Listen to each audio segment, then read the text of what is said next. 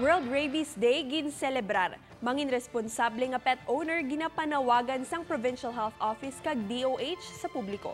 Ining gitutukan ni Daryl Marie Sarmiento. Ginselebrar ang World Rabies Day nga may tema Rabies can be prevented, be a responsible pet owner, share the message, save a life. Ang ini nga programa ginlakipan sang nagkalain-lain ng mga sektor sa sosyedad. Ilabin na ang mga pet owners nga labi nagakinahanglan sang insakto nga pagpaintindi sa pagtatap sang ila sini mga kasapatan.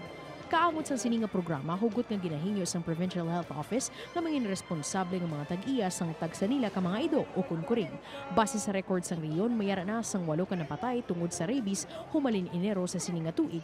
Nagpanguna diri ang Negros Occidental nga mayara sang 4 ka mga napatay. Isa sa Iloilo, Antique, Capiz kag syudad sang Iloilo.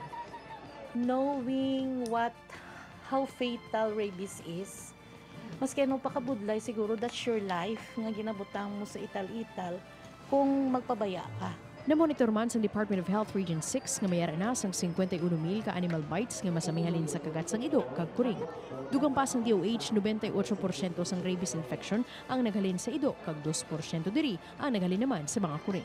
Ginapahanumduman nga kuntani hindi pagipabayan bisan pa nga bagrasang sang ilang ido o kuring kay base ini ang maglala kag magdala sa ila kamatayon. Hugot niya ang ginapahanumdum nga gilayon magkadto sa mga rural health units sagud mahatagan sang insakto nga igtalupangod ang mga nakagat.